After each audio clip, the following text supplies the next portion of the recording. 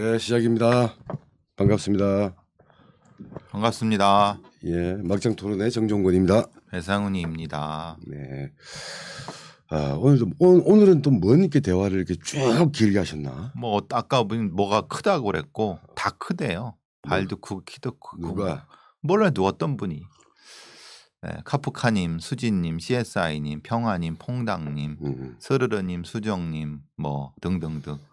뭐 한다나님, 로라님, 뭐 네. JJ 투청천님 이런 것 등등등. 예. 뭐가 하여튼 다 크대요. 예. 뭐 그렇게 말하면 뭐야? 아니 그냥 다 크대요. 예, 예, 다 좋죠. 뭐 예. 크면 좋고, 뭐 작아도 나쁠 건 없고. 예. 예. 지금 뭐 가을 장마라고 하는데 계속 연일 빈데 오늘은 지금 뭐 좀 날씨가 좀 좋네요. 네, 그러니까, 오늘은 그래도 보니까 뭐 온도도 뭐 한 최대 온도 해봤자 27도 네. 이 정도 나간다는 것 같고. 이게 보통 천고마비의 계절이라고 가을로 들어가는 제일 근데 또 비 예보가 있어서 이럴 때 같은 경우 제일 놀러 가기 좋지만 코로나 때문에 뭐 어디 잘 그러지도 못하고 하여튼. 아니 뭐 저기 백신 2차까지 맞았다면서요? 전 수요일 날 2차 맞았는데 뭐 당일은 괜찮았는데 어제 조금 몸에 무리가 되든지 좀 쉬었어요. 근데 저 주사 놔준 의사 선생님한테 갔더니 뭐 괜찮대요. 근데 조금 그런 어떤 약간의 2차, 3차 증상이 나타나나 봐요. 아니 뭐 약간 이렇게 뭐 증상이 나타나는 게 오히려 건강의 지표라면 저는 그러니까 그저께 1차 맞았거든요. 네. 아니, 화요일 날 1차 맞았는데 뭐 별로 없어 나는.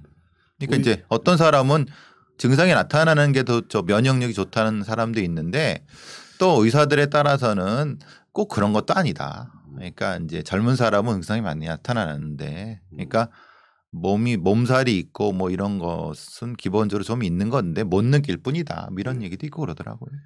네. 자, 오늘이 8월 28일인데 네. 내일인가요? 8월 29일이 예. 그날이죠.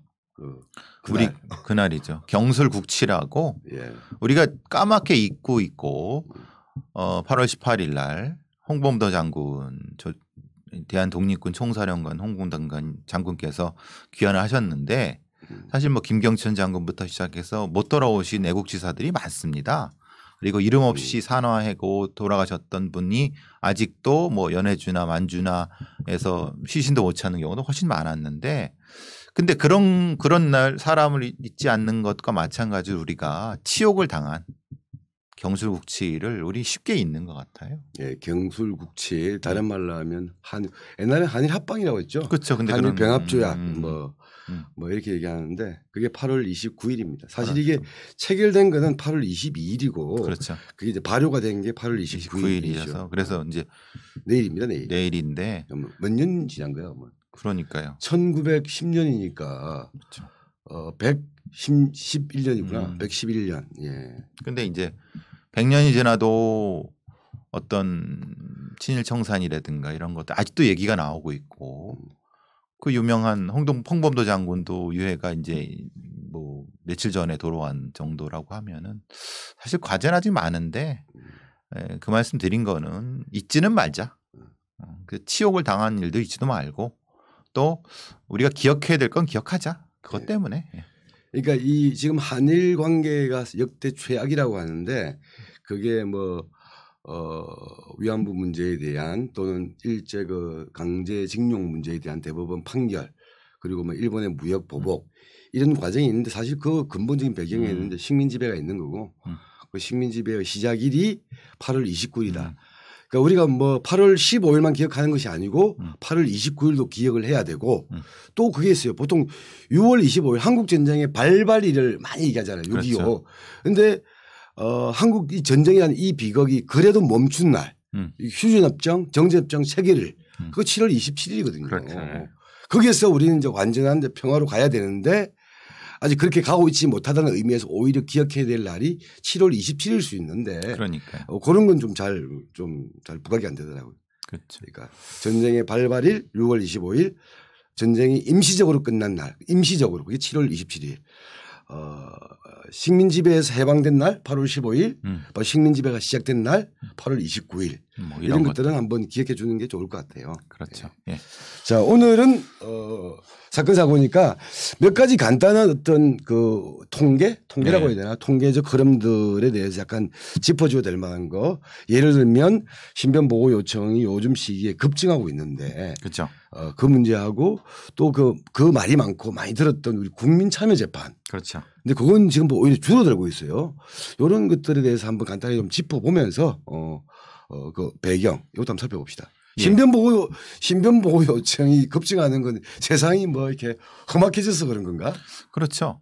아시다시피 제주도에서 중학생이 잔인하게 살해된 거 기억하실 겁니다. 얼마 우리가 뭐 다루기도 했고 그거에서 신변보호위원회가 있다는 것도 아셨을 것이고 신변보호 요청도 있고 대신 경찰에서 스마트워치라고 하는 이 일종의 애플워치 같은 형태의 개념으로 쓰는 그런 어떤 송신기 이런 것도 있다는 거. 근데 그게 숫자가 적다는 거 이런 것도 그 사건을 통해서 많이 알려진. 그러니까 그 제주도의 그 아들이죠. 그렇죠. 그러니까 하여튼 뭐 그 남녀간의 관계에 있었던 그 여자분의 이제 아들이 신변보호 요청을 했는데 결국 스마트워치가 지급이 안 된 거고. 안 된 상태에서 잔혹하게 살해당했고 근데 봤더니 실제로는 스마트워치 재고가 있었더라 뭐 이런 얘기였었죠. 근데 이제 실제로 올해 상반기만 해도 10,000건 정도가 신변보호 요청이 들어왔다고 합니다.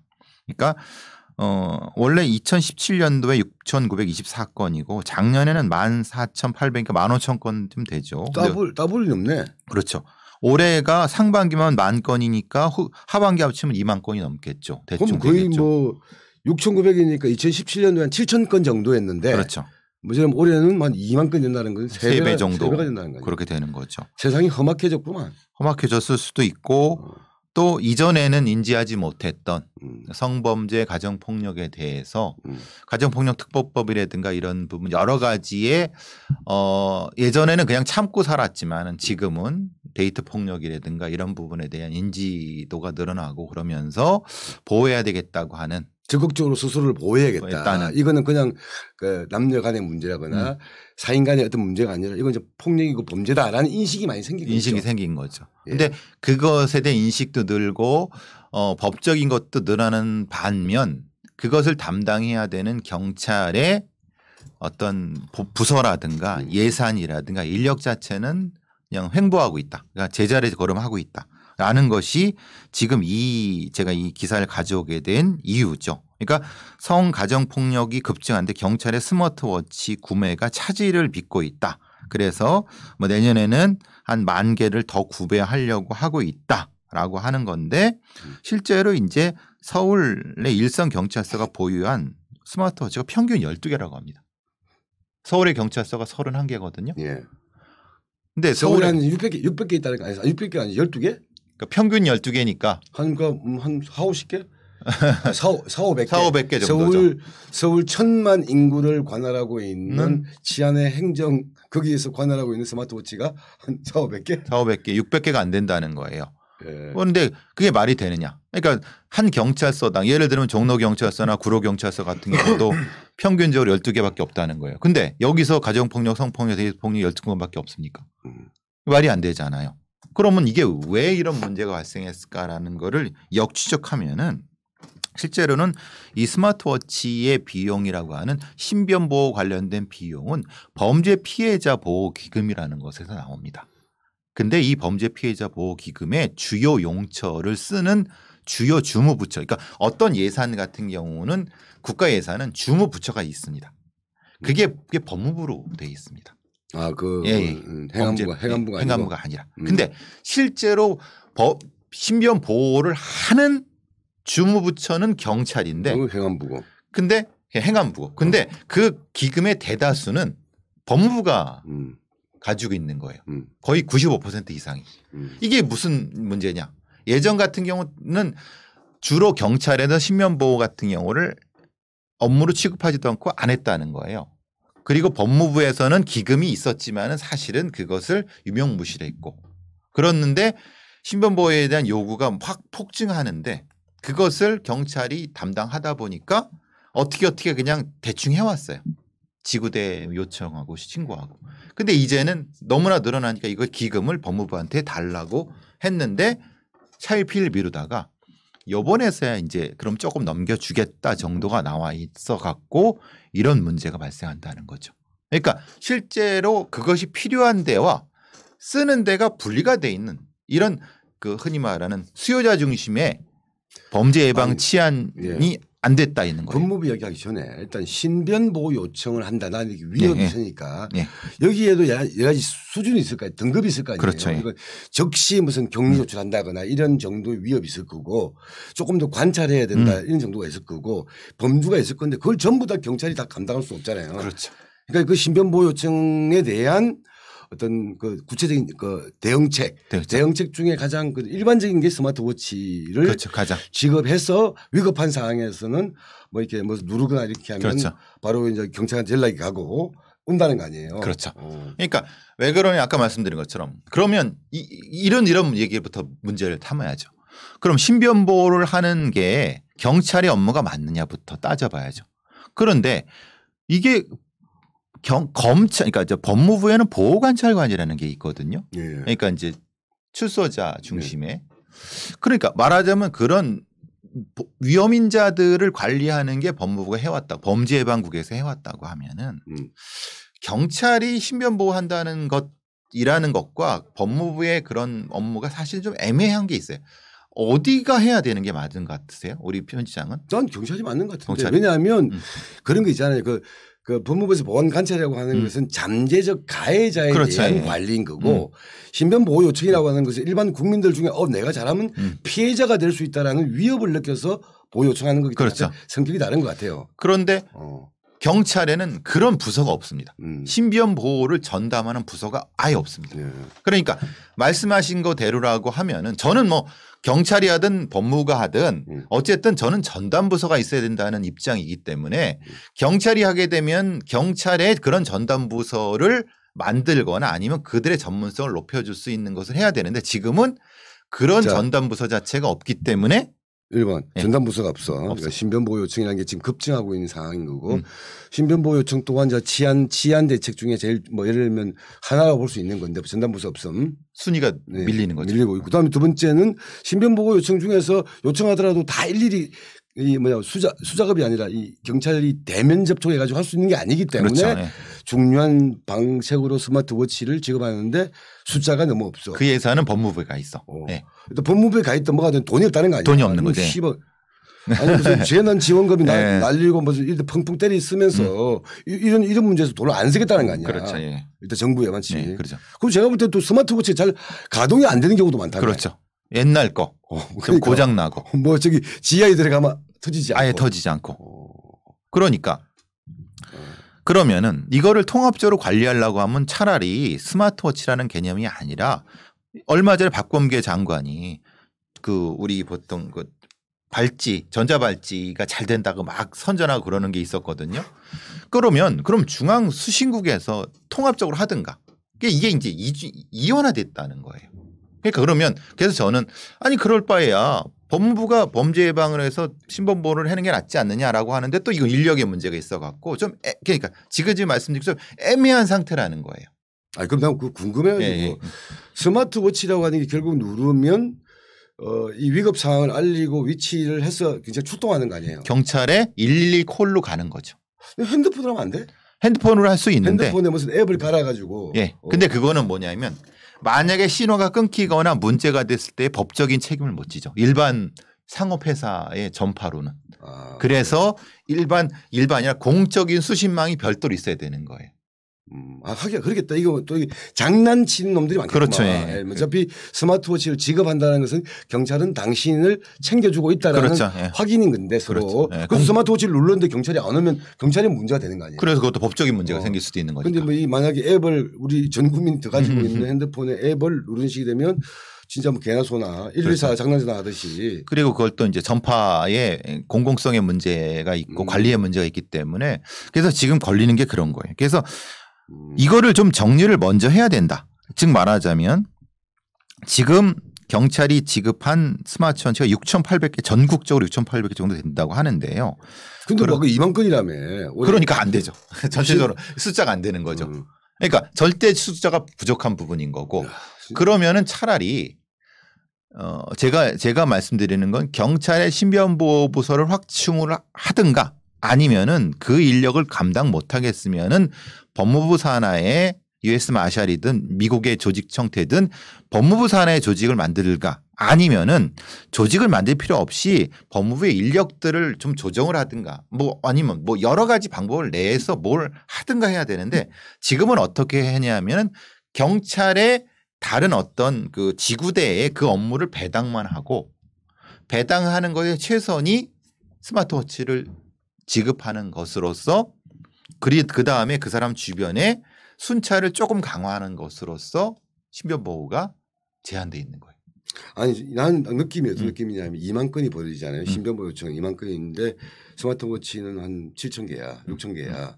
그러면 뻔한 거예요. 이게 또 이걸 누구한테 줄 것이냐. 그렇죠. 예. 그건 또 그게 권력이 되는 거야. 그러니까 그게 제주도 그 사건이죠. 그러니까 예. 보고 아니 뭐 여기는 뭐 약간 뭐 B급 여기는 A급 A급한테 줘야지라고 하는 권력이 생기고 그럼 당사자는 어떻게 했어요? 그러니까 매달리게 된다고. 그렇죠. 저는 이 사람보다 제가 더 급해요라는 식으로 이야기를 하게끔 만드는 구조인데. 그렇죠. 웃기 시작해드리는. 그래서 제주도에서 그 사건이 했는데 얘들은 지 책임들을 피하려고 아니 사실 재고가 없었습니다라고 했는데 사실은 있었던 건데 그럼 그게 어디 있었느냐? 그럼 말씀드린 그런 과정이 있었을 수 있는 거죠. 이게 지금 무슨 말이에요? 위치 서비스 켜놓는 게 안전하지 않아요? 이게 무슨 말이에요? 무슨 소리를 모르겠네. 핸드폰의 위치 서비스 말씀하시는 건가? 네.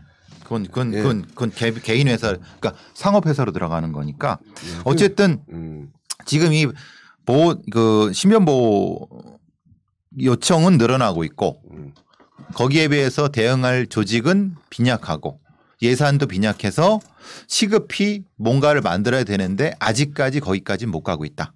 저는 뭐 전담 기구 나발이고 안에 그 얘기 이전에 예산이라고 하는 게 뭐 이런 데 쓰라고 있는 건데. 그렇죠. 이것도 큰 돈이 뭐 예를 들어서 뭐 전 국민 무상의료 이런 개념도 아니고 이런 데 써야 될 예산을 가로막고 있는 놈들 또는 신경도 안 쓰는 놈들 그걸 때려잡아야 되는 거죠. 예. 그래서 이제 법무부에서 왜 그러느냐 예산 통제권을 안 놓으려 그래요. 이런 부분에서. 그러니까 사실 자기네들하고 경쟁하는 행안부 쪽으로 예산 통제권이 가는 걸 굉장히 좀 거부감이 들죠. 그건 뭐 흔히 말 부처 이기주의일 수도 있는 건데 그러니까 일부지만은 이제 넘어갔다고 하지만은 그것보다는 좀 더 많아야 된다. 그리고 이거를 그러니까 이제 그럼 제 말이 인력을 늘리자는 건데 사실은 저는 경찰의 인력을 더 안 늘려도 경찰에 실제로 쓸 수 있는 경비 인력이라든가 아니면 다른 형태의 정보 인력이라든가 이런 걸 돌리면은 충분히 신변보호 부서를 확충할 수가 있는데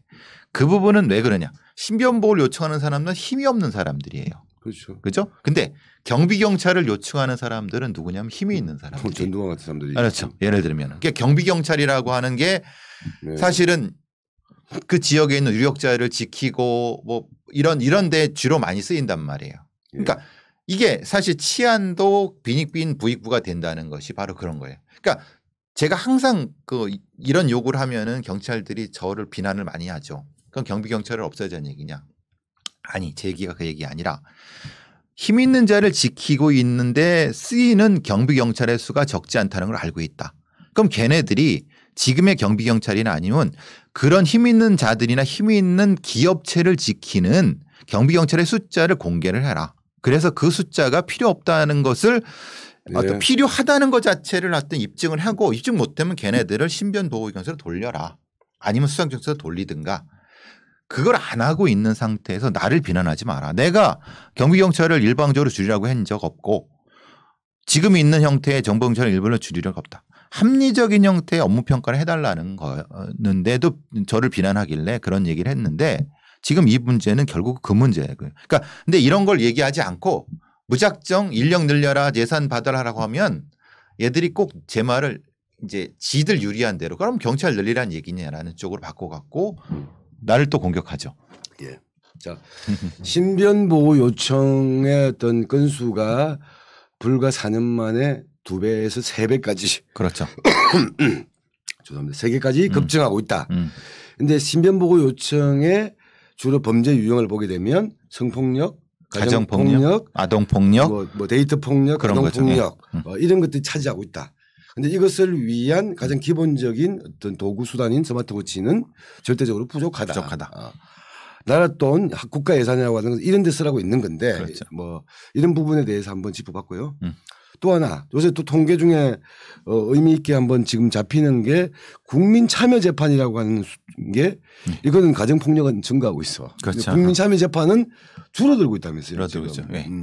원래 이용훈 사법부 그러니까 정확히 말하면은 이 노무현 정부 아마 그쪽일 겁니다. 그쯤에서 좀 의욕적인 형태의 사법개혁의 일환으로서 국민참여재판 정확히는 배심제가 가미된 국민참여재판을 적극적으로 확대해가자 해서 2008년 이후 도입이 꾸준히 증가했었는데 문제는 하필 이번 정부 들어서 295건, 180건, 175건으로 내리 3년 그 지난해에는 96건이에요. 코로나 때문에 그럴 수도 있지만은 전체적으로 국민참여재판 숫자가 팍팍 줄고 있다. 그 이유 국민참여재판이 예를 들면 도입될 때는 사법민주화의 어떤 상징으로 많이 홍보도 하고 그렇죠. 얘기를 많이 했었잖아요. 왜 그러냐? 지금 여러분 많이 보시는 것처럼 판사들이 형사재판이나 아니면 재판에 대해 잘 몰라. 그리고 자기 마음대로 판결을 해. 증거도 제대로 안 봐.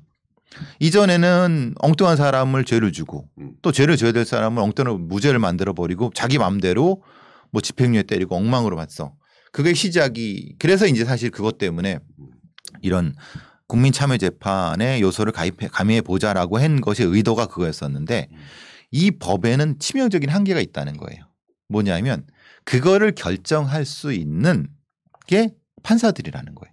국민참여재판을 받아들이거나 그리고 만약에 국민참여재판을 받아들인다 하더라도 국민참여재판의 운영 자체를 좀 약간 좀 일종의 사보타지 형태를 해갖고 국민참여재판의 무용론 그러니까 흔히 말하는 증인도 엉망으로 불러 배심원들의 선정 같은 경우도 엉망으로 해 오히려 그 변호인들의 의견을 받아갖고 마치 무죄의 심증을 쪽을 하는 쪽으로 배심원들을 선정해 그러니까 다양한 방식으로 회방을 놓는 것.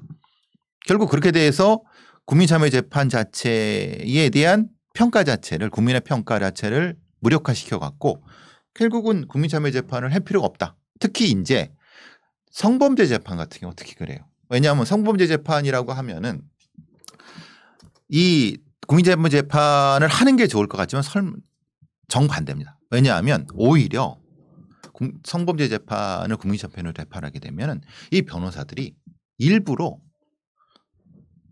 피해자들을 재판정에 배심원들이 보는 앞에서 공개적으로 모욕을 주고 변호사들이 네. 피해자 아니 그 가해자를 다양한 변호사들이 그래서 국민참여재판 같은 경우에서 혹 피해자분들을 모욕하고 오히려 피해자들이 그래서 난 안 나가겠다 증언 안 하겠다 이러면서 이제 국민참여재판의 재판 자체가 엉망으로 만들거나 그리고 또한 유리한 그 피고인한테 불리한 그리고 피해자한테 유리한 증인들을 또 똑같은 방식으로 모욕 주기 하고 해서 결국은 재판 자체를 엉망으로 만들어 놓고 유리하게. 그래서 성범죄 재판의 국민참여 재판은 그냥 재판의 그 무죄율보다 훨씬 높습니다. 그게 통계로 나와 있습니다. 그러니까 이런 방식으로 이따위로 국민참여 재판을 판사들이 운영할 바에는 할 필요 없다라는 것이 또 언론을 통해서 되면서 더더욱 줄어들고. 그러니까 차라리 아예 전격적으로 배심원제를 하든 아니면은 판사들의 역량을 높일 수 있는 방법을 만들던 김명수 사법부에서 뭔가 개혁이 될 거라고 상당히 기대가 컸는데 지금 대체적인 평가는 김명수 사법부가 개혁을 후퇴시키고 있다. 이게 중평 아닙니까? 결국 그 통계적인 어떤 수치가 국민참여재판의 축소로 나타나는 것이 아니냐. 라는 거죠. 자, 국민 참여 재판이라고 하는 것은 미국의 배심원 제도하고는 다릅니다. 다르죠. 그냥 물론 약간 뭐 제가 볼 때 약간 짝퉁이죠. 그렇죠. 약간 짝퉁이죠. 성격을 가미한 건데 그럼에도 불구하고 사법민주주의의 어떤 진전으로 봤는데 핵심적인 차이는 일단 배심원들의 결정력이 없죠. 그렇죠. 참고용이죠. 참고가 되죠. 결국은 판사가 하는 거야. 판사가 하는 데 대한 배심원들 의견은 참고 이상의 의미를 가지지 않는다 이게 있고 두 번째는 이 재판을 배심원 국민 참여 제도로 할 거냐 말 거냐에 대해서 그걸 결정하는데 판사의 재량권이 허블나게 많다. 예, 크다. 시간 지 꼬린 대로 하는 거다. 그렇죠. 예. 이건 내가 볼 때는 뭐 그러니까 부적절하다고 사료되는 이유. 그러니까 국민참여재판을 하는 것이 뭐 부적절하고 판단되는 경우라고 하는 경우로 조문이 들어가 있기 때문에 이건 코에 걸면 코고 귀에 걸면 귀걸이니까 그걸 판사한테 아예 줘버렸던 게 있다. 그리고 국민참여재판을 청구할 수 있는 게 피고인으로 한정돼 있다면서요. 그렇죠. 보통은 다른 사람들도 제기할 수 있는데 그런 의미에서 미국하고 다르다. 그렇죠. 그러니까 피고인이 성범죄 피고인이 내가 국민참여재판을 하겠다고 해버리면은 그러면은 사실은 재판사는 받아주면 안 되거든요. 아주 좀 신중하게 봐야 되는. 근데 오히려 거꾸로 성범죄 재판에 국민참여를 받아줘 버리니까 재판 자체의 피해자라든가 피해자 관련이 나타나 갖고 아예 재판이 성립이 안 되게끔 만들어 버릴 수 있는 의심이 될 수 있는 거예요. 이게 이 새끼가 이거 변호사랑 짜고 이렇게 하나? 이런 의심이 될 정도의 사건도 있다고 기자들이 얘기하는 정도. 실제로 그런 증거는 없지만은 이것도 정관이 아니냐.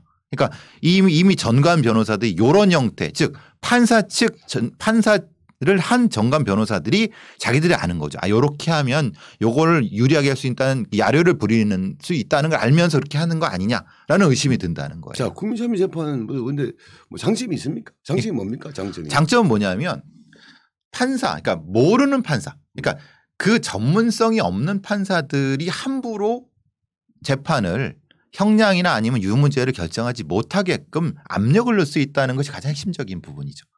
그래서 미국에서는 유무죄 판단 자체를 배심원에 맡기는 이유도 그런 이유가 있죠. 왜냐하면 판사가 자신의 심증이 일반 그 뭐라고 하나 배심원들보다 현격히 높다는 걸 가능성이 없다는 거예요. 네. 판사가 가지고 있는 법률적 전문성이라는 것과 이 죄가 유죄냐 무죄냐를 판단하는 것은 약간 성이 다른 거죠. 분리가 돼야 되는데 우리의 법체계는 자기들이 전지전능하다고 보기 때문에 판사들이 자기들이 다 한다고 보기 때문에 그냥 유무죄를 판단해 버리는 거예요. 근데 실제로 유무죄의 근거가 되는 전문적인 감정 증인이라든가 이런 여러 가지 전문성 부분에 충분히 반영했다는 것을 입증을 해야 되는데 그런 거 입증 없이 자기가 완전히 자기의 생각, 심증만으로. 그러니까 그걸 방지하기 위해서 배심원 재판을 하면서 배심원 재판의 핵심은 배심원한테 있는 게 아니라 그 재판에 나오는 전문적인 증언 감정에 있는 거예요. 그러니까 배심원들이 판단할 수 있도록 전문적인 아주 고도의 전문가들을 다 불러갖고 난상으로 해는 것이 이게 배심원제. 그러니까 배심원들이 판단한다는 것이 아니라 배심원들이 판단할 수 있게끔 그걸 주는 것이 배심원들의 핵심이라는 거죠. 예. 근데 우리는 그것이 안 된 거죠. 왜냐하면 이 전문적인 증인이라든가 이런 부분에 대한 것도 받아들이지 않는 경우가. 결정권도 없어. 참고용이야. 판사가 할지 말지도 판사가 결정할 건이 많아. 말씀하신 대로 이렇게 배심원들에게 충분한 사건에 대한 설명 전문가들의 어떤 조언들이 제공되지도 않아. 그럼 왜 하는데 이거? 그러니까 그걸 원래는 배심원제 쪽으로 갈 생각으로 사법체 자체를 중간에 로스쿨 국민참여재판 경력법관 이 세 가지가 이제 이용훈 사법부 그리고 말하자면 노무현 정권의 사법개혁의 핵심이었고 그렇죠. 그러면 배심원제로 갈 중간 징검다리로 생각했었는데 정권이 바뀌면 완전히 다 흐트러져 버린 거죠. 그런데 오히려 노무현 정권을 승계하고 있다고 하는 문재인 정부에서 왜 그럼 줄어들어요? 줄어드는 거는 전혀 문재인 정부에서 노무현 정부의 사법개혁을 계승할 의지가 전혀 없는 거죠. 맨날 입에만 열면 하는 게 검찰개혁 사법개혁인데. 거짓말이라는 거예요. 그래서. 적어도 사법부 개혁은 다 거짓말이라는 거예요. 검찰개혁이라고 하는 미명하에 사법개혁에서 지금 된 사법개혁이 어디 있습니까? 지난번에 뭐 하는 거예요 지금. 아까 뭐 재난지원금 몇 배 때린다고 돈을 열심히 풀고 있는데 아까 스마트워치는 돈이 없어서 줄고 있어. 그런데 지금 이것도 마찬가지로 무슨 뭐 어떤 이 사법민주화 사법개혁으로 얘기하고 있는데 오히려 그 노무현 정권을 개선했다고 이 정부에서는 안 되고 있어. 더 줄어들고 있어요. 뭐야 이게. 그리고 지난주에 발표한 신임 법관 157명 중에서 무려 50명이 김앤장 출신입니다. 아셨어요? 아니요. 무려 157명 중 50명이 김앤장 출신이라고 합니다. 그러니까 지금 이따위로 이게 사법제도를 운영하고 이따위로 판사들 임용을 할 거면은 왜 그럼 사실을 폐지했냐라고 하는 게 나오는 거예요. 김앤장이 어떤 데입니까? 네. 네?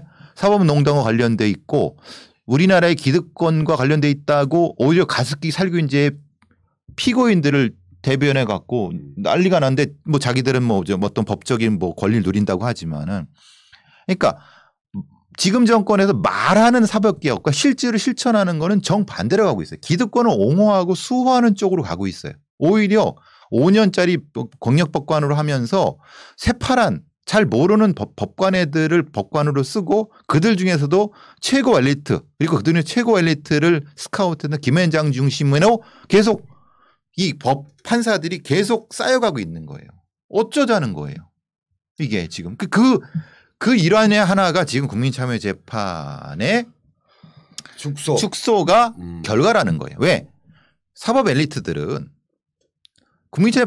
재판에 국민이 참여하는 걸 싫어하는 거예요. 그러니까 계속 줄이려고 하는 거예요. 뭔가 생색을 내고 사법개혁의 이미지 메이킹을 위해서 아까 말씀하신 대로 뭐 이렇게 국민참여재판 무슨 로스쿨 뭐 경력부 이런 이야기를 방향은 잡았는데 실질적으로 운영하는 과정에서는 그 본래 취지는 최소화시키고 생색만 내는 거예요. 내는 식으로 가다 보니까 당연히 국민참여재판이 처음에는 많은 화제를 일으켰잖아요. 그러니까 많이 뉴스 언론에도 많이 다루고 했는데 요새는 뭐 한원둥 만원둥 그렇죠. 오히려 하지 말아야 될 말아야 될 성범죄 국민참여재판을 해서 피해자들을 모욕 주고 엉망으로 만들어내는 재판 엉망으로 만들어내는 게 이따위로 운영하고 있고 판사들 임용 자체도 이게 엉망으로 하면서 뭔 사법개혁을 한다는 거예요. 하는 거예요. 자, 어차피 얘기 나왔으니까 이거 뭐 지나가는 말로 물어볼게요. 우리 영명하신 배상훈 선생님한테. 왜 또 야지야. 아니 사법고시 부활 이야기를 하는 사람이 홍준표. 홍준표는 정식으로 자기 공약으로 내겠다는 거고 네. 로스쿨 폐지인가 이렇게 내기로 했고. 로스쿨 폐지는 뭐 아닐걸요? 아니요. 병행인가? 그 얘기를 하는 사람도 제법 있잖아요. 그렇죠. 제법 먹히잖아요. 그렇죠. 어떻게 생각하십니까? 저는 사실은 글쎄요. 저는 고시 부활은 전 사시 부활은 아니라고 보는데 왜 그런 얘기를 하는지는 알죠. 근데 지금 다시 또 사시 부활하게 되면은 부작용이 더 많을 것 같아요. 그러니까 차라리 지금 로스쿨을 이제 이 스펙 중심으로 뽑는 게 아니라 좀 원래의 취지대로 해는 것이 낫지 않을까. 근데 국민참여재판도 원래 취지대로 안 된다며 지금. 그러니까 그래서 참 고민이에요. 그러니까 사시 부활을 말하는 분들의 심정도 충분히 알아요. 왜냐하면 로스쿨이라고 하는 시스템 자체가 별로 신뢰하지 못하겠다라고 하는 음서제도죠. 예. 결국은 음서제도의 부활이 일하는 거예요. 왜냐하면 아버지가 판사라고 해서 로스쿨 입학 특혜를 줘. 스펙 만들어줘. 네? 어디 변호사 인턴 다 해줘. 증명서 다 해줘. 그리고 면접 봤을 때 우대해줘. 그리고 어디 말하자면 누구한 대로 사회활동하고 뭐 어디 가서 저기 그 공장에서 일했던 그런 실제로 그런 그 로스쿨에 들어갈 필요가 있는 그런 사람들은 아예 로스쿨 뽑지도 않아. 면접 점수 주지도 않아. 그러니까 힘을 가진 자들만 로스쿨 중심으로 뽑아. 그 걔들 중심으로 스펙 만들어서 걔들 중심으로 또 경력법관이나 경력검사들 뽑아. 그러면 고시 이런 개판인 상태가 되니까 고시 사시 부활하고자 하는 얘기가 나오는 거죠. 나올 뿐만 아니라 그게 설득 먹힌다니까요. 그럼 먹힌다니까요. 그래서 그러는 거예요. 그러니까 뭐 대표적이잖아요. 입시제도 문제에서도 수시 정시에서 정시로 가자. 옛날이 나왔다 이런 이야기들이 먹히고 있는 거고. 그렇죠. 왜냐하면 수시로 개판으로 가진 자들을 학력 세탁해 주는 걸로 올라가 버리니까.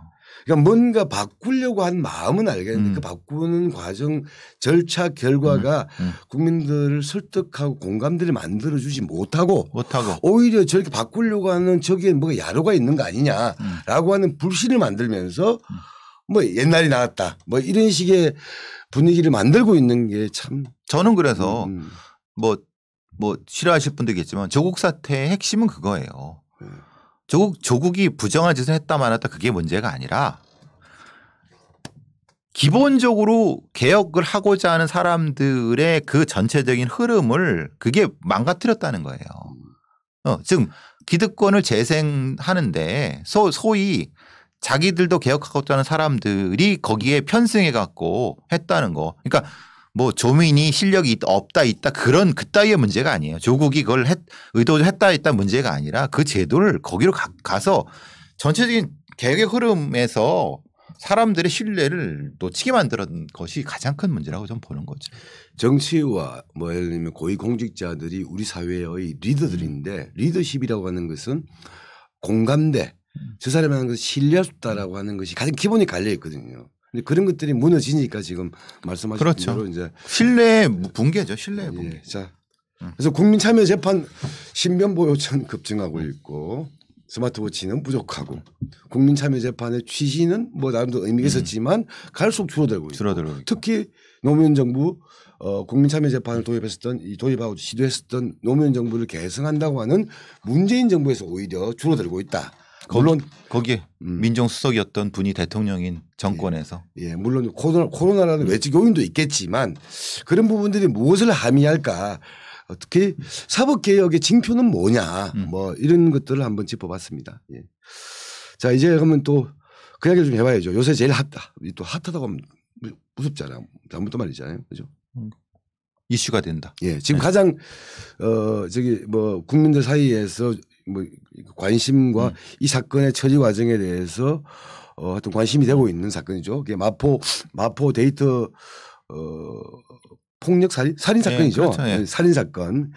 뭐 지금 청원까지 올라갔죠. 예, 청원으로 올라가서 그 가해자 그러니까 피해자인 여성의 어머니께서 청와대 청원을 했는데 그 가해자를 살인죄로 처벌해달라 이렇게 얘기한 거죠.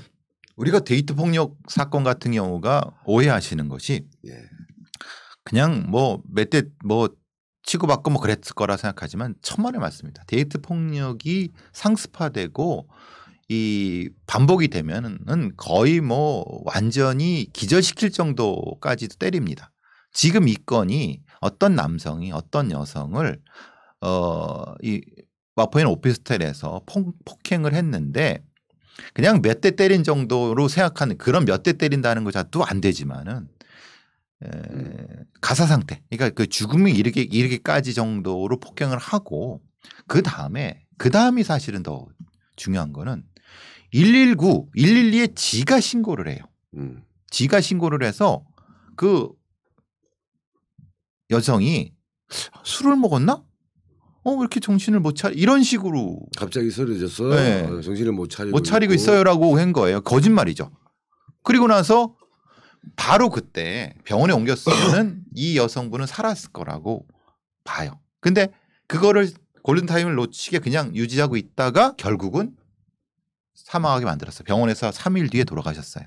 그게 CCTV에 다 나왔잖아요. 나왔죠. 그러니까 그 가해자 남성이 그 쓰러져서 정신이 없는 여성을 엘리베이터 바깥으로 끌어들여서 올라갔다가 다시 내려왔다가 보니까 어떻게 해야 될지는 몰라가지고 그럴 수 있겠는데 왔다 갔다 하는 과정도 있었고 그럼 전화하는 과정에서 거짓말을 한 거고. 그렇죠. 네. 아니 그러니까 당황해서 뭐 이렇게 몇 마디 이렇게 할 수는 있다고요. 근데 그 행동 자체 끌고 왔다 갔다 하고 거짓말하고 이건 명백히 고의가 있잖아요. 그러면은 이것은 그냥 단순 폭행이 아니라 폭행치사 더 나아가서 이건 살인죄로 의뢰해야 된다라고 하는 것이 이 어머니의 주장인 거고 제가 봐도 이거는 단순 폭행이라든가 이런 정도까지는 아닌 것 같아요. 이건 훨씬 더 높은 다른 의도가 그러니까 미필적 고의의 살인 이건 분명히 놔두면 죽을 수밖에 없다라는 걸 인지하고 있었다 그러면 살인죄로 갈 수도 있는 거죠. 근데 문제는 우리 수사기관이나 기소기관에서 그렇게까지 확장적으로 보느냐는 또 다른 문제예요. 왜냐하면 이전의 데이트 폭력이나 폭력 사건 같은 데서는 그렇게 거의 안 보거든요. 그냥 단순 폭행 해서 그래서 이제 뭐 병원에서 죽었다 이런 식으로 놔두는 거죠.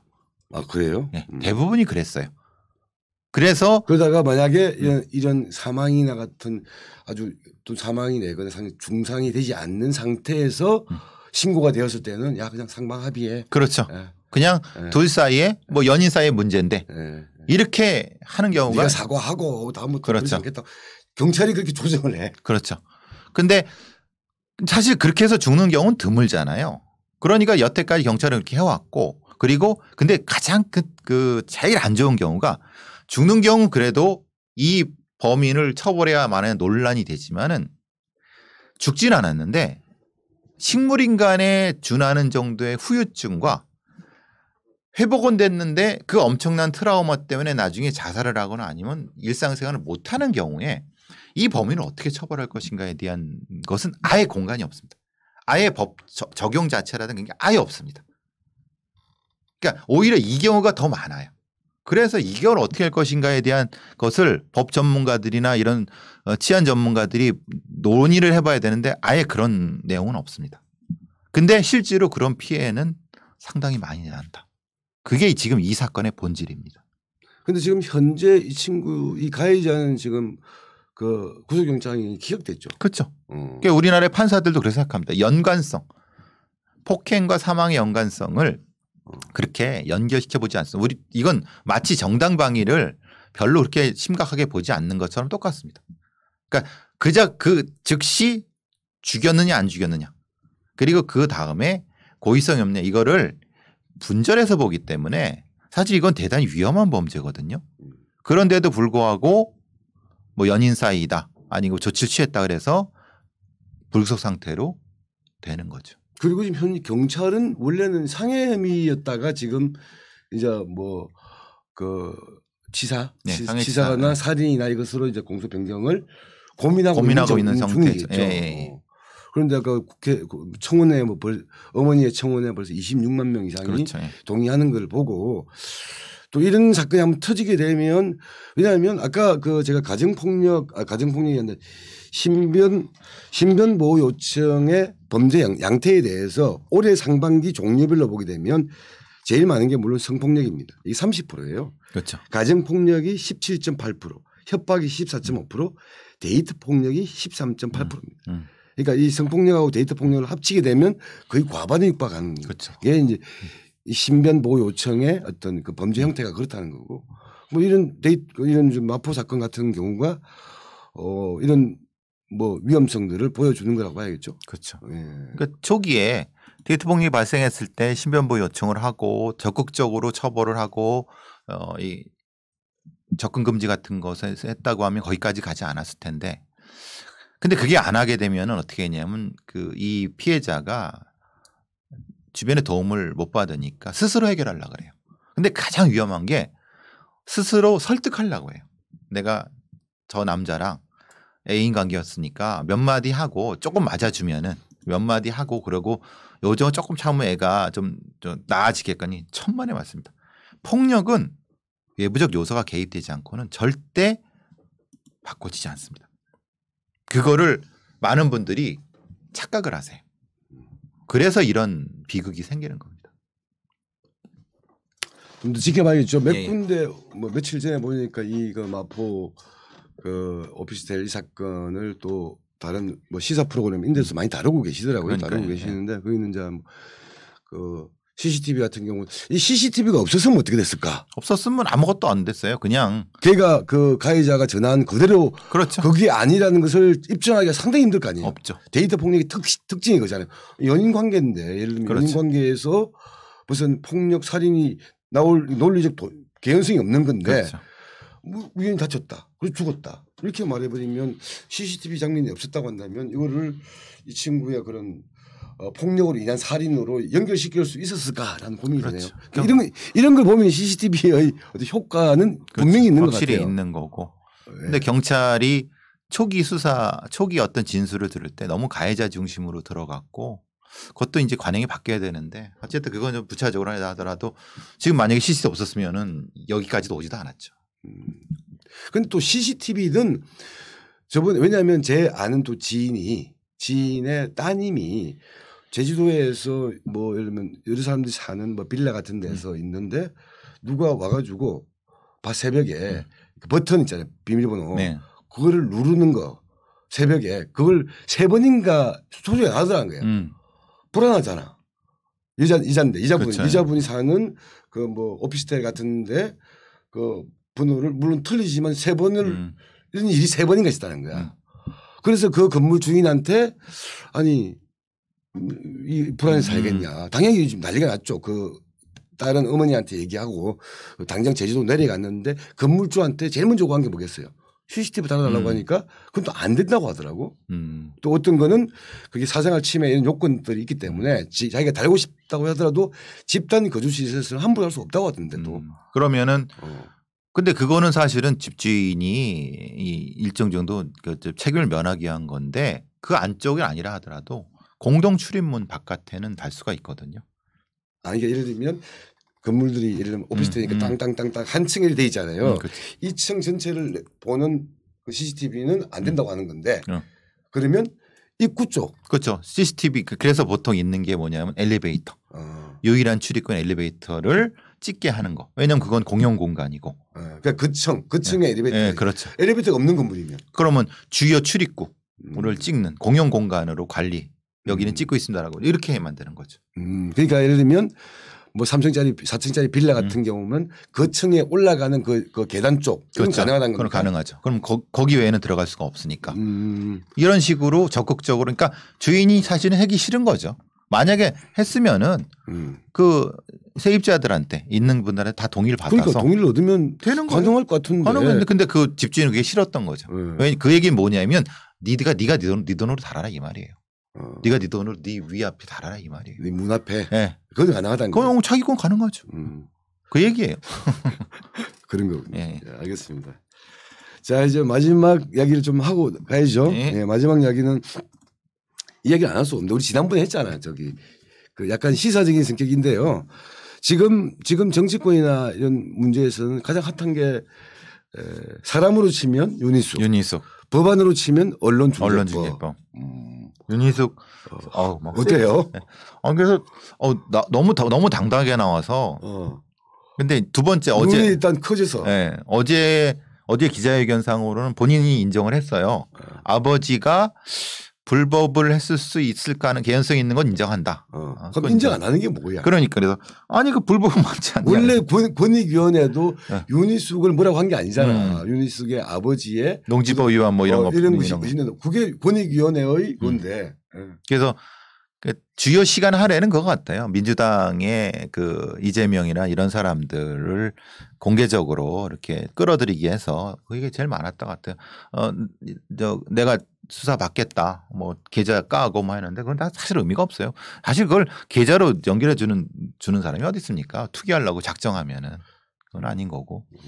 그러니까 난 너무 당당해서 저 사람은 난 인간이네. 그러니까 제일 처음에 권익위원회는 국민의힘 12명에 대해서 본인, 배우자, 직계 좀비 속의 부동산 불법 투기 불법 의혹에 대해서 조사한 거고 그렇죠. 이 12명에 대해서 한 건데 12명에 대해서 어떤 사람은 본인 문제도 걸려 있고 어떤 사람은 배우자고 어떤 사람은 본인과 배우자가 아닌 그 직계 좀비 속의 문제인 거고 윤희숙에 대해서는 윤희숙한테 뭐라고 한 거 없어요.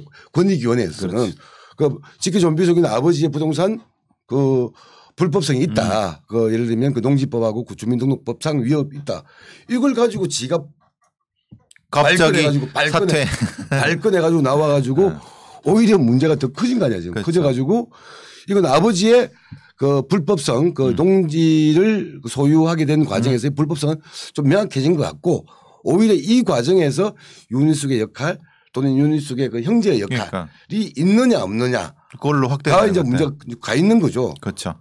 아니 근데 본인 아버지가 뭐 저기 그 시세 차익을 사유 환원하겠다. 아니 이건 그 문제가 이거 범죄예요, 범죄. 이거 환원하겠다는 문제가 아니에요. 그건 범죄예요. 환원도 그냥 환원이 아니라 이익 뭐 차익 네, 차익만 환원하겠는데 아니 범죄를 저질렀다고 해서 내가 도둑질을 했는데 내 도둑질에도 얻은 이익을 환원하겠다는 거랑 똑같은 거란 얘기예요. 그 말도 안 되는 소리는. 그 좋은 표현, 조연 좋은 비유네. 그러니까 말도 안 되는 소리는 무슨 차익을 그러니까 이미 범죄는 저질러졌고 그러니까 범죄를 저질러졌으면 거기에 대한 사과를 해야죠. 근데 그게 결국은 안 했다는 거잖아요. 몰랐다는 거. 난 관계없고 무지했고 무식했고 그랬다는 거잖아요. 근데 본인은 무지했고 무식하면 왜 대선 후보로 나와요? 예? 본인이 대선 후보 나오셨잖아요. 그리고 자칭 우리나라 최고의 경제 전문가시라면요. 그 경제 전문가신데 부동산 투기의 그 수법도 몰라? 그 수법을 아버지가 한 것도 몰라? 그럼 왜 나와? 그냥 찌그러져 있지. 이거 좀 황당한 인간이더라고요. 처음에는 이제 그런 지적을 받고 의원직 사퇴하고 대통령 선거 경선 포기를 얘기할 때는 야 그래도 뭐 약간 염치를 아는 것 같다. 그러니까요. 염치를 아는 드문 사람 같다.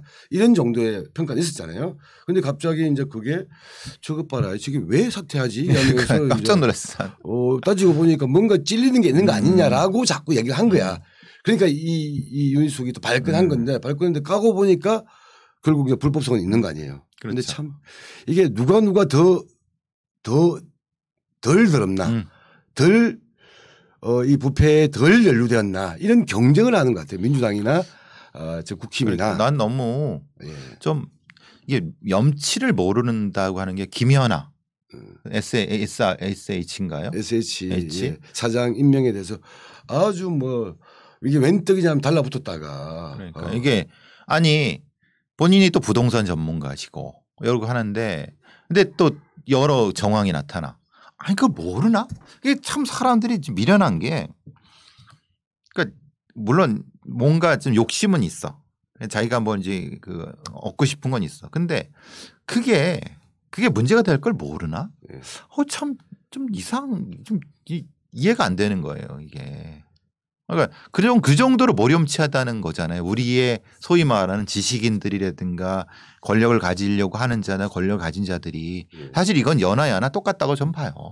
이게 또 민주당이라고 덜하지 않고 민주당도 12명 중에 탈당한 사람이 아무도 없다니까요. 그러니까요. 그리고 또 국민의힘이라고 덜하지 않고 그러니까 국민들이 그럼 도대체 뭘 보고 배우라는 거예요. 무슨 희망이 있는지 참 답답하다는 거예요.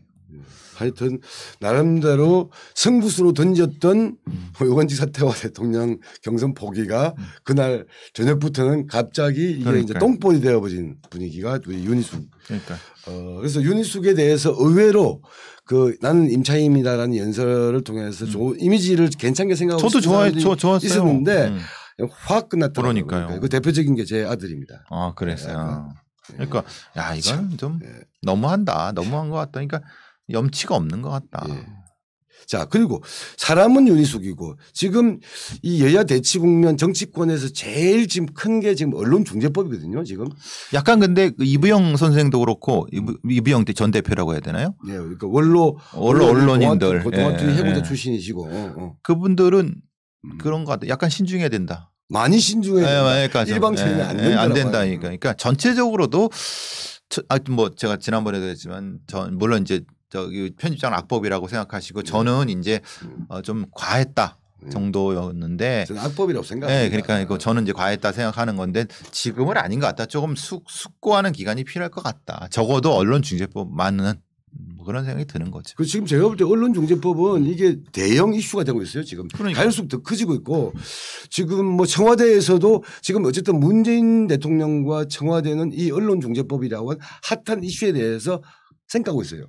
한마디 말도 안 하고 있는 상황이고 비공식적으로는 약간의 너무 이렇게 밀고 나가는 거는 부담. 이철이가 잠깐 와서 얘기를 했다는 게 그거 얘기 같아요. 네, 근데 비공식적으로 자기 공식 인정 안 하고 공식적으로는 얘기 안 했다고 하는데 이게 왜냐하면 어쨌든 임기 말이잖아요. 임기 그러니까. 말은 문재인 대통령 임기 말은 잘 마무리하고 싶은데 지금 불이 나버리는 거야 지금. 그러니까요.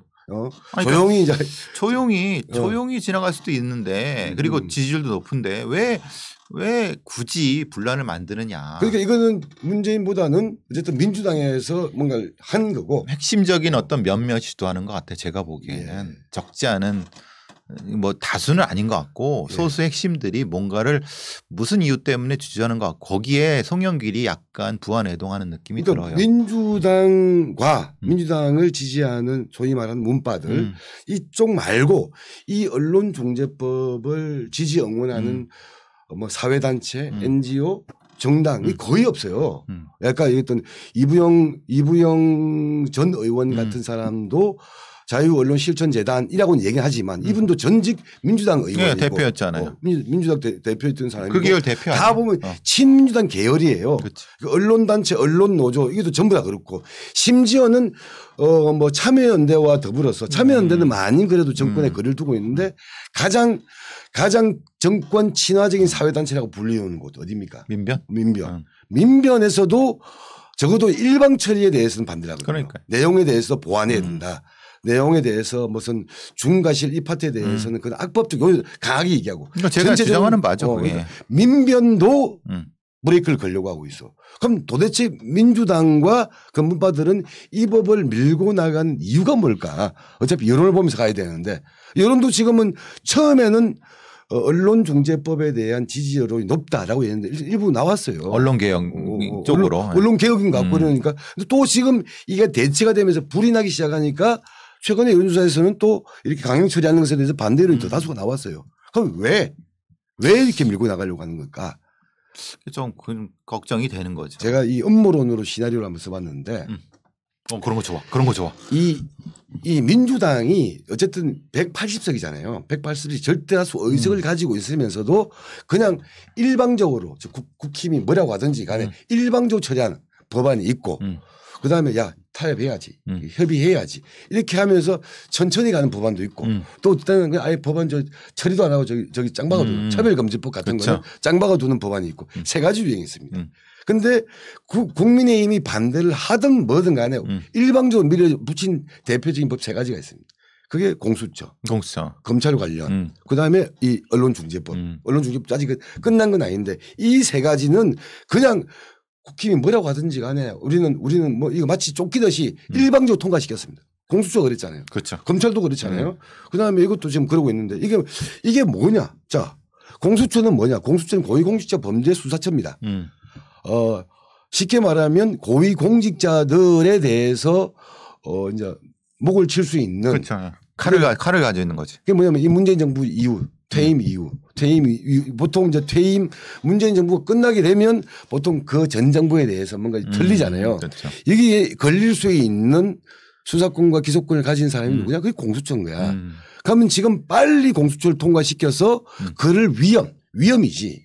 그러니까 하다못해 심지어는 최악의 경우는 문재인 대통령까지 전임 대통령까지 그리고 그렇지 않더라도 청와대 인사들이나 이런 사람들에 대한 수사가 혹시라도 들어올 수 있을 가능성에 대비해서 그 가능성에 대비해서 공수처를 먼저 장악해야 된다. 두 번째 검찰 조직을 우리 친화적인 선수들로 다 재편해야 된다. 그건 일절주 된 거죠. 된 거고. 그러면 이제 언론에 대해서 함부로 팩트 없이 떠들면 저것들은 그냥 그 손배를 때려가지고 무슨 예를 들어서 그런 거 있잖아요. 뭐 울산시장 선거에 대해서 대통령과 청와대 개입했다.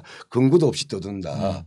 여기다가 한 몇십억의 손배를 때려가지고 함부로 움직이지 못하게끔 만들려고 하는 그런 거 아닐까? 그 음모론 세계. 그런데 그러니까 저는 정권 퇴임 이후에 벌어질 수 있는 최악의 경우에 대한 보급용. 저는 앞에 두 개는 저는 동의해요. 근데 세 번째는 너무 무리야.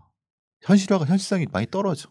아니 무리가 아니야. 이게 밀어붙이려고 하는 그들의 의도가 멘탈과 생각과 이거는 저런 게 깔려 있는 거 아닐까라고 저는 추정하는 충분히 그런 건 그러면 이 추정에 의하면 언론중재법 밀어붙인다는 거죠. 그러니까요. 여러 가지 면에서 뭐 가능한 얘기가 되겠죠. 근데 저는 전 무리수다. 앞에 두 개는 있을 수 있다.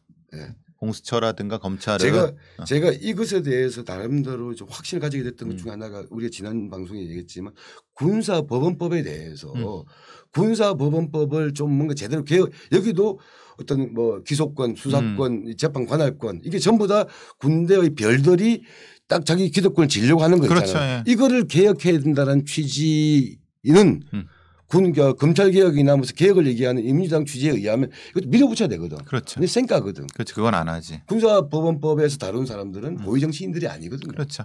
그러니까 일반 사병들이나 뭐 자기들하고 무관한 거야. 그러니까 별로 이렇게 강 건너 불구경한 거 아닌가. 이런 느낌이 들었던 거죠. 실제로 강행 처리를 해야 될 게 군사법원법이에요. 1심 재판을 없애야 돼서 그렇죠. 제가 봐도 군발이들의 그 기득권을 확 밟아놔야 되는데 그건 안 하고 엉뚱한 데에서 지금 불을 짓고 있으니까. 그리고 아까 군사보안법 그러지, 뭐 중대재해법 그러지, 이런 거는 뭐 태도가 달라요. 다른 법들에 대한 태도와 제가 말씀드렸던 이 세 가지 법에 대한 태도는 달라. 결국은 스스로의 기득권을 지키기 위한 그거네. 기득권 지키기뿐만 아니라 이제 정권이 이제 끝나고 났을 때의 위험에 대한 보험 처리를 정확하게 하겠다는 거거든요. 그래서 이재명이 싫어하는구나. 네? 이재명이 싫어하는구나. 이재명이 이제 태도가 애매하다는 거예요. 태도가 애매하지만 이재명은 지금은 어쨌든 민주당 후보가 되어야 되기 때문에 그러니까 애매하다는 지금 거예요. 조용히 있을 거야. 그러니까. 근데 나중에 하면 생각할 거예요. 그러니까 왜냐하면 저게 지금 이렇게 무리해서 할 필요는 없는데라고 이재명은 생각할 텐데. 네. 그래도 대놓고 얘기는 못하는 거고 후보가 돼야 되니까 네. 그런 것 같아요. 제가 보기에는. 그러니까 이런 저의 판단에 의하면 언론중재법은 누가 뭐라더라도 이 통과가 되겠죠. 밀고 나가려고 하는 것 같다. 그런데 이거는 의외로 그냥 그전에는 국힘이 아무리 개기더라도 국민의힘 개기더라도 의석수가 워낙 차이가 있고 도장 꽝꽝꽝 두드리면 끝나버렸잖아요. 그러니까 끝나버렸어. 공수처도 그렇게 됐어. 그리고 의회 내에서 본 국회의장이 도장 두드리면 그걸로 끝났는데 지금은 이 언론중재법을 둘러싼 싸움은 아까 언론 노조나 언론 재벌들, 언론 노조들, 언론 노동자들도 이 싸움에 끼어들었어. 그러니까 다 참여해갖고. 바깥에서도 이것 봐라. 이거는 그러니까 언론이라고 우리가 조선일보가 좋아서 이런 게 아니잖아요. 그렇죠. 조선일보, 중앙일보가 좋아서 그런 것이 아니라 봐라. 이거는 민주주의 가장 1번이라고 할 수 있는 표현의 자유, 언론의 자유에 대한 족쇄인데 라고 하는 마음들이 퍼져가고 있다는 거예요. 그러니까 민주주의의 가장 기본을 의외로 맨날 입만 열면 얘기하는 민주주의 얘기하는 이 민주당이 민주주의의 기본인 표현의 자유 이런 데 족쇄를 걸려고 하는 거 아닌가라는 의혹이 생기면서 그냥 국회 내에서 국회의장이 도장 두드리는 것을 끝나지 않을 것 같은 불안감이 스물스물 올라오고 있는 거예요. 그걸 청와대가 느끼는 거지. 그렇죠. 요거는. 그래서 이 처리를 급화한 거죠. 네. 그래서 청와대가 브레이크를 걸지 않으면 민주당은 스톱하지 않을 것 같다라는. 그렇지. 그리고 이러면 이 정권 후반기에 이 싸움이 이 언론중재법을 둘러싼 싸움이 조금 더 이게 이 인화성 물질들이 붙으면서 더 커질 것 같다라는 판단 예측을 한번 해봅니다. 예. 자 이제 마무리를 해야 되는데 원래 우리 아프가니스탄도 한번 이야기를 아프가니스탄 요번에 테러. 저는 아프가니스탄보다 정치 얘기했으면 하나는 이거면 또 하나는 우리 준표 형이 요새 지금 떡상 중이잖아. 그러니까 왜 그런 거야 지금? 그러니까 이제 대체적으로 윤석열에 대한 실망감. 아니 그게 뭐 일반적이고 그건 이전부터 있었던 건데 그게 노출되면서 대중한테 노출되면서 그리고 이준석과 부딪히고 여러 가지 하면서 이준석을 지지했던 애들이 윤석열에 대한 지지를 조금 애매해진 것이 아니냐. 그러면서 어쨌든 대안으로 홍준표 쪽으로 가는 것이 아니냐. 그러니까 맨날 뭐 어떤 사람들이 윤석열에 대한은 최정이다라고 구라를 쳤는데 그냥 구라로 끝난 것 같고. 이건 이미 끝난 것 같고. 그런데 이제 그런데 홍준표는 한계가 명확하고 한계도 명확하고 내용도 명확하고 색깔은 명확하고 그리고 이제 여러 가지 면에서 물론 자기가 이 주장하는 바가 명확하고 뭐 그렇지만은 대통령이 될 사람은 아닌 것 같다. 근데 정치를 재밌게 해주는 것 같다. 아니 그리고 그런 것까지 다 아는 이야기잖아요. 네, 다 아는 얘기죠. 의외로 컨텐츠를 이야기하고 있는 유일한 사람이 그렇죠. 그 국힘 내에서는 홍준표. 맨날 뭐 말실수 이런 게 있는데 우리 준표형은 이렇게 그래도 그나마 어떤 정책과 이런 이야기를 좀 한다고 하더라고요. 쟁점이 되는 그러니까 안정감이 있다는 거야. 그러니까 한국판 FBI 이거 예를 들면 어떤 뭐 사시 문제 그러니까 회피하지 않고 그 문제에 대해서 대안을 물론 그 대안이 합리적인지 아닌지는 차치하고라도 이렇게 해서 뭔가 정치 안에서 뭔가를 이제 해보려고 하기 때문에 그 부분이 안정감이 있다는 거죠. 그러니까 윤석열이나 최재형이나 이런 사람 뜬금없는 말도 안 되고 내용도 모르는 거 써준 거 있고 내용도 모르는 애들이잖아요. 자기도 모르는 얘기를 하면서 뒤에 말실수다 뭐 말실수 이런 등신들이 어디 있습니까? 이게 그게 아니라 홍준표는 그래도 그게 합리적인 대안이 아닐 수 있지만은 토론을 하려고 하잖아요. 대안을 그러니까 뭔가 뭘 내놓고 그러니까 오히려 보수 쪽에서 안정을 추구하는 보수 쪽에서는 홍준표가 낫지 않나 이런 얘기. 그러니까 지금 윤석열은 어쨌든 탑이고 지금 우리 준표형 홍준표가 지금 쭉 올라오고 있는 상황이고 유승민에 대해서는 그래 네가 틀린 말 하는 건 아닌데 여전히 어떤 뭔가 이 전체를 아우르는 리더로서 아무도 인정을 해주는 것 같지 않고. 왜냐하면 배신자니까. 그러니까 배신자 프레임에다가 약간 뭔가 이 장악력이나 그러니까 강인한 이게 없는 것 같고. 일종의 리더십이 없죠. 그러니까. 유승민은 리더십은 없죠. 그러니까 정책 브레인은 되는데, 그러니까 장자방 정도는 되는데 리더는 아니다. 그러니까 저기 뭐야 원희룡이고 뭐 하여튼 12명인 것 같은데 그건 다 아웃된 것 같고. 그렇죠. 최재형도 아웃. 되는 선수에 들어간 것 같고 이미 이 셋만 남은 것 같은데 최재형은 이무기인 줄 알았는데 지렁이였던 거고. 그건 윤석열, 홍준표, 유승민만 남은 것 같은데 여기서 유승민은 힘이 딸린다. 딸리죠. 이 둘의 싸움인 것 같다. 윤석열과 그러니까 홍준표의 싸움. 지금 그게 문제죠. 그래서 이제 잠재적 위험 요소인 오세훈을 김어준이 계속 저기 등판시키려고 하는 이유가. 잠재적 위험 요소잖아요. 그러니까 그런데 그건 결국 견제구를 계속 던지는 거죠. 오세훈에 대한 견제구를 던지는 것 같고. 그러니까 사실 생각해 보면 국민의힘의 가장 안정적인 건 윤석열과 홍준표의 사이죠. 딱 중간에 있는 사람이면은 최적이죠. 근데 하여튼 여기서 싸우다가 서로 그래서 양패구상이라고 하잖아요. 그렇죠. 양패구상이 되면 논한 거는 민주당이겠지. 민주당인데 그러니까 남의 덕을 봐서 대통령이 되는 거는 국가의 미래가 없다. 제가 항상 얘기하는 게 그거예요. 문재인 대통령에 대해서 아주 비판적이시네요. 남의 덕 때문에 대신 대표적인 분이. 그러니까요. 그래서 박근혜 때문에 대통령이 되신 분 아니에요. 그래서 제일 걱정이. 그러니까 그런 분들이 나는 깨끗하다. 나는 무결하다. 라고 하는 자만을 갖는 거예요. 나는 깨끗하고 나는 무결하기 때문에 내가 하는 건 다 옳다라고 생각하는 거예요. 근데 그것만큼 위험한 건 없습니다. 나도 잘못될 수 있다. 그래서 이 정책을 할 때 조심스럽고 국민한테 묻고 무엇인가 이렇게 해서 삼가라고 하는 게 3번 삼가라고 하는 게 정치예요. 3번 삼가라고 하는 게. 근데 3번 삼가지 않고 겨우 1번 삼가해서 정책을 하고 미안해. 나는 도덕적인데 내 의도는 그게 아니었어. 라고 하면은 거기서 개피 보는 건 다 국민들이에요. 그게 가장 큰 문제라는 거죠. 예, 뭐 정의당 이야기도 있는데 우리 지금 하는 이 프로그램 말고 편파 TV에서 다른 시간에 우리 젊은 분들이 하시는 걸로 대통령 이번에 정의당 내 대선 후보들은 한 명씩 불러서 한번 또 오겠어요? 한번 해보를 좀 해보세요. 안 오기만 안 와봐요. 안 오기 어떻게 할까요? 어떻게 할 거야? 심상정 안 오면 어떻게 할 거야? 반심이야 그러면. 하여튼 그렇게 편파 TV에서 그 계획은 있으니까 정의당에 관심이 있으신 분들은 또 한번 또 신경을 써주십시오. 자, 오늘 우리 배상훈과 정종근의 막장 토론은 요 정도에서 마무리를 하도록 하겠습니다. 마지막 인사를 배 선생님이 해주시고 저는 이동을 하겠습니다. 날이 갑작스럽게 찬바람이 날 수 있어요. 이때는 감기, 비염 이런 거 조심하셔야 돼요. 그러니까 갑작스럽게 아침 날씨가 팍 떨어지는 때 혈압 있으신 분들이라든가 이런 분들 조심하시고 하여튼 건강 조심하시고 안녕. 다음 주부터는 아시다시피 화요일 날 수요일이 이제 화요일로 가고 저는 수요일 날 그 시간에는 충북대 대학원 강의라고 하게 됩니다. 다음 주 화요일 날 8시 봐요. 10,000명 구독 부탁드려요. 10,000명으로 가는 길에 꼭 함께 해주시기 바랍니다.